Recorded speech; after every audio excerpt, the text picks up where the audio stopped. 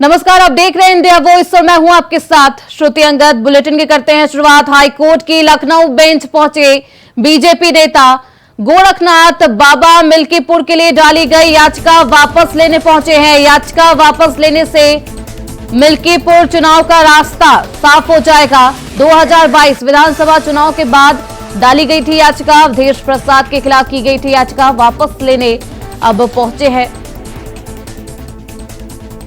High court की Lucknow bench पहुंचे हैं बीजेपी नेता गोरखनाथ बाबा।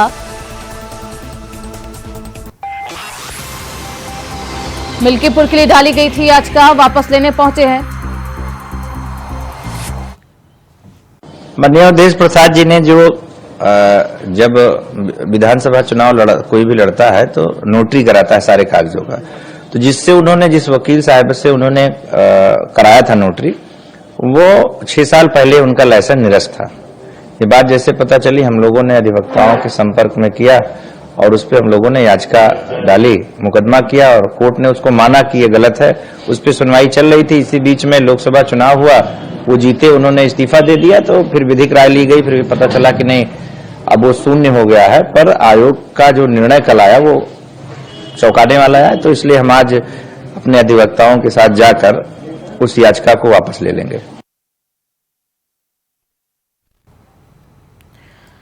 तो इस खबर पर ज्यादा जानकारी के साथ हमारे स्टेट कोऑर्डिनेटर अनिल पाठक हमारे साथ जुड़ चुके हैं। अनिल जी, क्या कुछ कहना है, आखिर क्यों? क्योंकि 2022 के बाद याचिका डाली गई थी और अब याचिका को वापस लिया जा रहा है। क्या कुछ कहना है गोरखनाथ बाबा का, आखिर क्यों लिया जा रहा है याचिका वापस? देखिए, जितने लोग हैं सियासी दल, उसी तरह की बातें हो रही हैं। जब इलेक्शन कमीशन ने मिल्कीपुर में तारीख का ऐलान नहीं किया तो अखिलेश यादव का एक्स पर एक ट्वीट आया, जिसने जंग डाली है उसने जंग हारी। लेकिन अब ये तंज जो है समाजवादी पार्टी के ऊपर ही भारी पड़ता हुआ नजर आ रहा है, क्योंकि अब गोरखनाथ बाबा भारतीय जनता पार्टी के नेता हैं, ये स्वयं पहुंच गए हैं हाईकोर्ट। इन्होंने एक रिट याचिका की थी अवधेश प्रसाद के एक नोटियल एफिडेविट को लेकर के। अब ये रिट वापस लेने के लिए हाईकोर्ट पहुंच चुके हैं और जैसा कि बताया जा रहा है कि ये रिट वापस ले लेंगे और मिल्कीपुर में जो बेंच फंसा है उसका रास्ता जो है वो साफ हो जाएगा। तो क्या अनिल जी 13 नवंबर को ही, क्योंकि अब याचिका वापस लेने पहुंच गए हैं बीजेपी के नेता, तो क्या 13 नवंबर को ही मिल्कीपुर सीट पर भी चुनाव किया जाएगा? देखिए, ये कह पाना अभी बड़ी जल्दबाजी होगी, क्योंकि ये फैसला जो है वो इलेक्शन कमीशन को लेना है।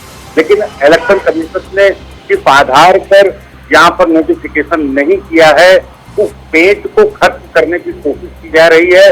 खुद जो मुकदमावादी हैं गोरखनाथ बाबा, वो अपनी याचिका वापस ले रहे हैं, जिससे ये माना जा रहा है कि 13 नवंबर को ही मिल्कीपुर में वोटिंग होगी और 23 नवंबर को फैसला आ जाएगा। बिल्कुल, क्योंकि ये मिल्कीपुर सीट बेहद ही अहम है, खासतौर पर बीजेपी के लिए साख का सवाल है मिल्कीपुर सीट। ऐसे में क्या कुछ बीजेपी की रणनीति?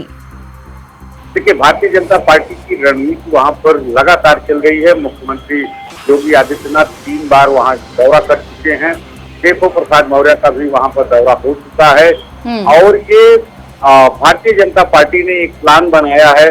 जो लोकसभा चुनाव में अयोध्या में हार हुई है भारतीय जनता पार्टी की, उसका हिसाब बराबर करने का भी प्लान है मिल्कीपुर में। इससे भारतीय जनता पार्टी की तरफ से कोई तोड़ सफर नहीं की जा रही है, लेकिन साथ में जो इंडिया गठबंधन है उसने भी पूरी अपनी ताकत झोंक रखी है।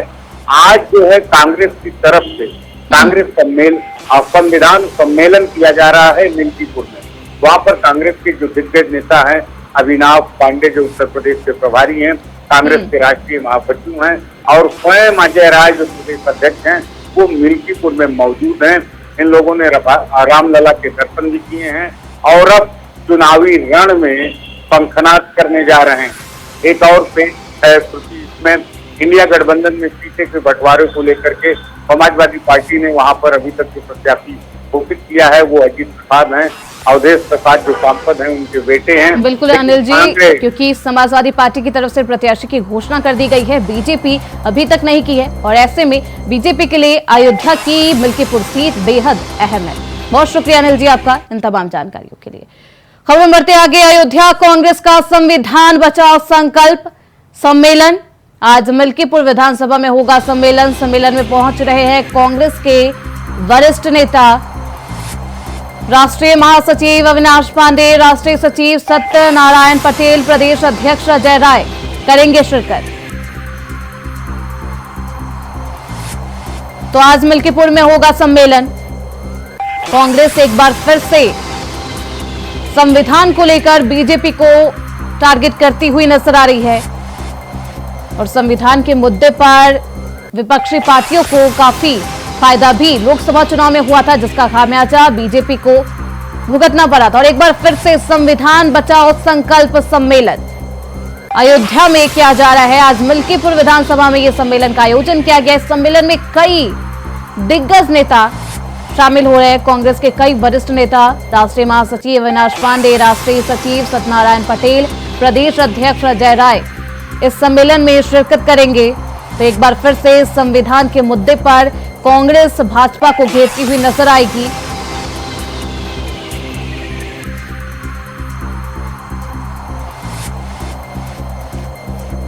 तो राष्ट्रीय महासचिव अविनाश पांडे, राष्ट्रीय सचिव सत्यनारायण पटेल और अजय राय इस सम्मेलन में शिरकत करेंगे। संविधान बचाओ संकल्प सम्मेलन का आयोजन किया गया है मिल्कीपुर विधानसभा में।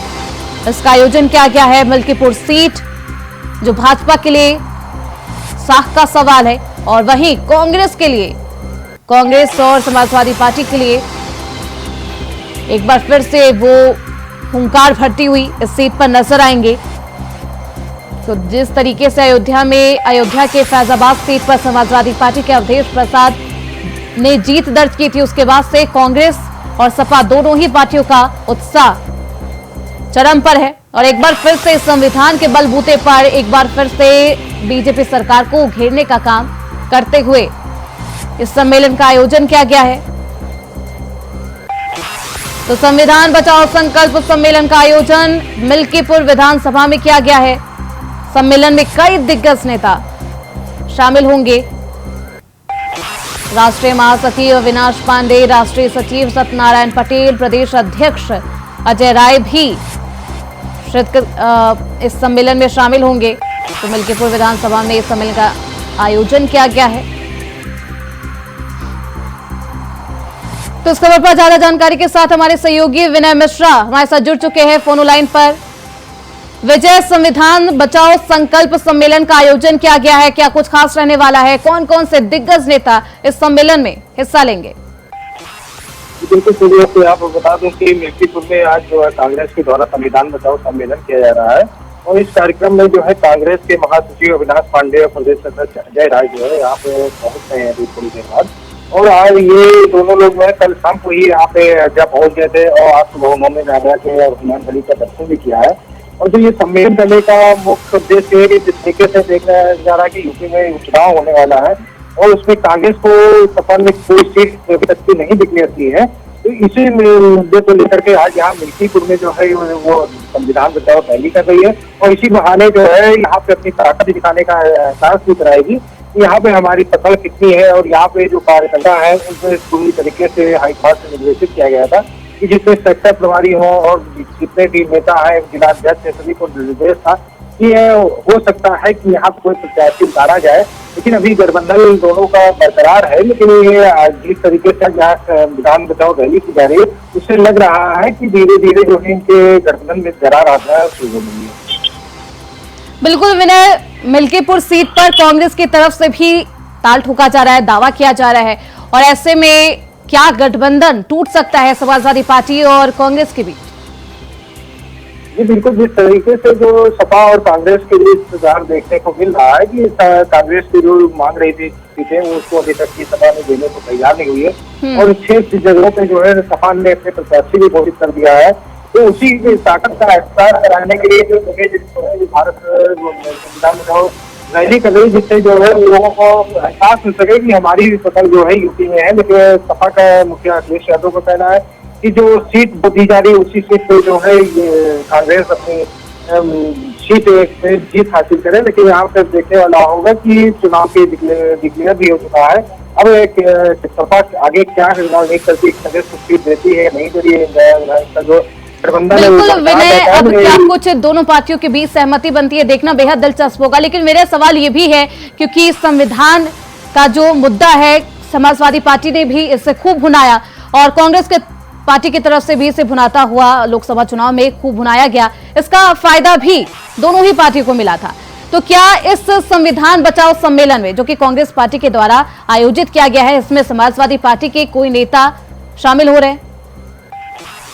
जी, इस रैली में जो समाजवादी पार्टी का कोई नेता नहीं शामिल हो रहा है। तो ये है कि कांग्रेस के द्वारा जो है ये रैली की गई है, जिसकी वजह से वहाँ पे सपा का कोई नेता या कार्यकर्ता जो है मौके पे नहीं पहुंचा है। यहाँ पे जो भी है वो सभी जो है कांग्रेस पार्टी और कांग्रेस के ही नेता वहाँ पे पहुंचे हुए हैं। बहुत शुक्रिया विनय आपका इन तमाम जानकारियों के लिए। खबरें बढ़ते आगे। सिद्धार्थनगर जिले में शिक्षा विभाग के कर्मचारियों ने ही ऐसा कारनामा कर दिया जिसे सुनकर हर कोई दंग रह गया।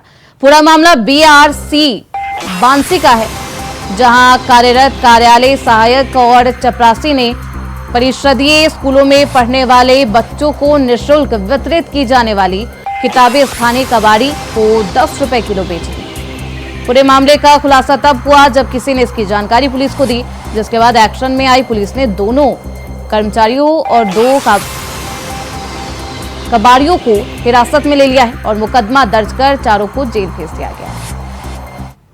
15 अक्टूबर 2024 को थाना बांसी अंतर्गत एक सूचना प्राप्त हुई कि कस्बा बांसी में मंगल बाजार स्थित एक कबाड़ी की दुकान पर सरकारी पुस्तकों को अवैध रूप से बेचा जा रहा है। इस सूचना पर मौके पर पुलिस टीम ने जाकर जांच की तो ये पाया कि बीआरसी के कार्यालय सहायक और चपरासी द्वारा वहां पर कबाड़ी को जो निःशुल्क वितरण हेतु पुस्तकें थी उनको बेचा जा रहा था।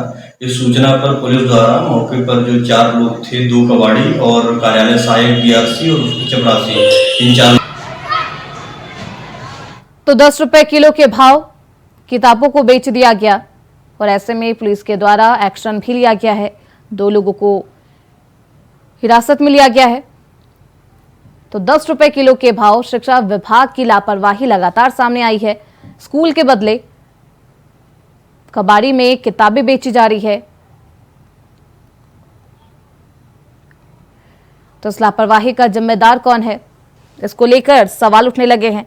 10 रुपए किलो के भाव में किताबों को बेचा गया है। पूरा मामला बीआरसी बांसी का है, जहां कार्यरत कार्यालय सहायक और चपरासी ने परिषदीय स्कूलों में पढ़ने वाले बच्चों को निःशुल्क वितरित की जाने वाली किताबें स्थानीय कबाड़ी को बेच दी। तो इस खबर पर ज्यादा जानकारी के साथ हमारे सहयोगी राकेश यादव सिद्धार्थनगर से फोन लाइन पर हमारे साथ जुड़ चुके हैं। राकेश, क्या कुछ है ये पूरा मामला? क्योंकि आपको बता दूं कि सिद्धार्थनगर जिले के ये बांसी का मामला, जो कि बच्चों के भविष्य के साथ खिलवाड़ किया गया।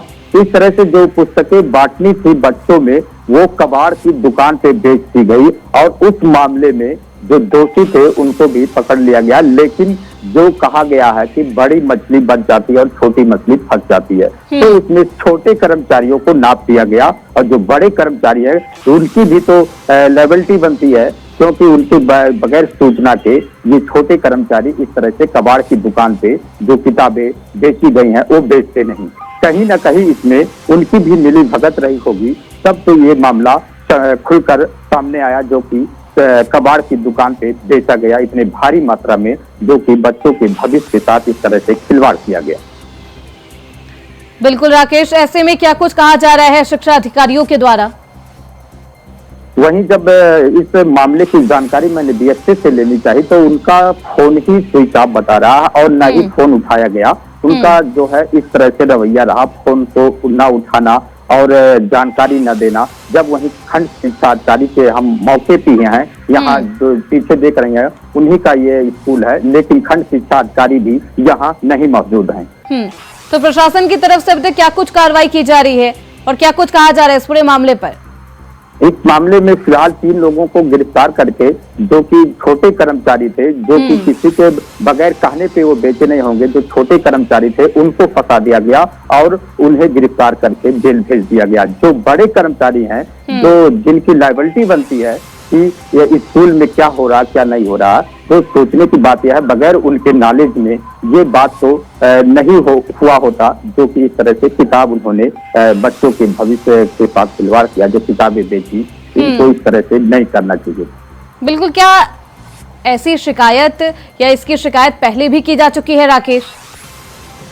फिलहाल इसकी शिकायत नहीं, ये जो है कबाड़ की दुकान पे जब बेचा गया तो पुलिस को किसी ने सूचना दी, मौके पर पुलिस जाके पहुंची, तब ये मामला जाके खुलासा हुआ और पुलिस किताब को अपने कब्जे में लेकर थाने ले गई और जो दोषी थे उनको पकड़कर उनके खिलाफ कार्रवाई की। और फिलहाल इस मामले में जो विभाग है, बीएससी का विभाग, जो शिक्षा विभाग है, वो जो है इसने अभी तक कोई कार्रवाई नहीं किया, न ही उनका फोन उठ रहा।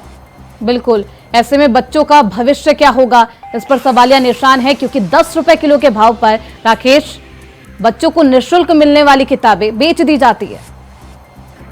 बिल्कुल, कहीं न कहीं बच्चों के भविष्य के साथ इस तरह से खिलवाड़ किया गया, जो कि गरीब तबके के बच्चे स्कूल में पढ़ने जाते हैं तो उनको मुफ्त शिक्षा और मुफ्त किताबें मिलनी चाहिए थी, लेकिन इस तरह से उनके भविष्य के साथ खिलवाड़ करके वो किताबें कबाड़ की दुकान पे इतनी भारी मात्रा में बेच दी गई, तो उनको भविष्य को भी बेच दिया गया। बिल्कुल। ऐसे में जो भी बड़े अधिकारी हैं, जो भी शिक्षा बीआरसी के जो अधिकारी हैं, जिनके निर्देश पर यहाँ पर स्कूल चलता है, उनके द्वारा क्या कुछ कहा जा रहा है? फिलहाल उनके द्वारा अभी तक कोई सफाई नहीं दी गई, उस मामले में जानकारी तक नहीं दे रहे हैं, फोन तक नहीं उठा रहे हैं, तो जानकारी देने की बात तो दूर तक की है। अब मौके पे मैं जहां हूं उस समय स्कूल के पीछे हूं, लेकिन बिल्कुल वहां राकेश, मैं आपको रोकूंगी। हमारे साथ अखिलेश कुमार सिंह, खंड शिक्षा अधिकारी, हमारे साथ जुड़ चुके हैं। बहुत स्वागत है अखिलेश जी आपका। जिस तरीके से ये मामला सामने आया है, शिक्षा विभाग पर भी एक सवालिया निशान है। कबाड़ी में 10 रुपए किलो के भाव पर बच्चों के किताबों को बेचा जा रहा है, क्या कुछ कहेंगे? नहीं, इस तरह का नहीं मैडम, वो सब जो इसके दोषी है उसके खिलाफ कार्रवाई हो चुकी है, उनको FIR दर्ज करा दिया गया है। अखिलेश जी, तो मनोबल बढ़ा कैसे कि कार्यालय के सहायक और चपरासी में इतनी साहस आ गई कि उन्होंने किताबें ही बेच दी, वही 10 रुपए किलो के भाव पर? चोरी करने वाले का कोई इतना है नहीं है कि किसी के पीछे आदमी तो है नहीं, और कहाँ रह रहा है, इस तरह करके जो भी किया गलत किया तो उसे के लिए FIR दर्ज कराया गया। अखिलेश जी, अभी तक क्या कुछ कार्रवाई की गई है? FIR दर्ज हो चुका है उनके खिलाफ। तो FIR दर्ज हो गया है और ऐसे में इस मामले पर संज्ञान ले लिया गया है। हालांकि बच्चों के भविष्य के साथ खिलवाड़ किया गया है। अखिलेश जी, बहुत शुक्रिया आपका हमारे साथ जुड़ने के लिए, अपना समय देने के लिए। बहुत शुक्रिया राकेश यादव जी, आप निगाह बनाए रखिए। तो लगातार इस मामले पर अब कार्रवाई भी की गई है और कई लोगों को गिरफ्तार किया गया है। खबरों में बढ़ते आगे, सिद्धार्थनगर का एक पूरा मामला भी सामने आया है। वहीं लखनऊ से एक बड़ी खबर सामने आ रही है। जातीय समीकरण साधने में जुटे दलित, तारीखों के ऐलान के बाद दलों की तैयारी तेज हो गई है। अलग सीटों पर है अलग जातीय समीकरण। करहल में यादव मुस्लिम गठजोड़ मजबूत नजर आ रहा है, तो फूलपुर में कुर्मी वोटर और मौर्य पर को साधने की पूरी कोशिश की जाएगी। तारीखों के ऐलान के बाद लगातार पार्टियां तैयार हो चुकी है, कमर कस चुकी है।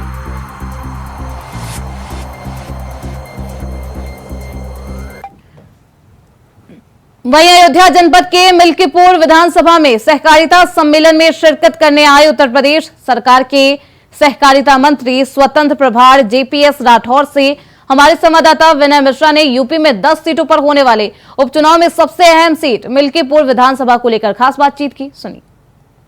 प्रदेश में 10 सीटों का उपचुनाव होने जाने वाला है और उस समय हमारे साथ यहाँ पे मंत्री है, सहकारिता मंत्री JPS राठौर जी। उनसे बात करते हैं इंडिया वाइज से, क्या कहेंगे ये उत्तर प्रदेश में चुनाव होने जा रहा है, मिल्कीपुर सबसे हार्ड सीट है, तो इसको लेकर मिल्कीपुर में इतिहास रचेगा। ऐतिहासिक वोटों से मिल्कीपुर की विधानसभा भारतीय जनता पार्टी कैंडिडेट जीतेगा और जिस तरीके से वातावरण और माहौल है मिल्कीपुर और पूरे अयोध्या के जनता ने तय कर लिया है कि हमको पूरा जो है फिर से एक बार एक अवसर मिला है जब हम दिखाएं कि प्रभु श्री राम के आशीर्वाद की ताकत क्या है।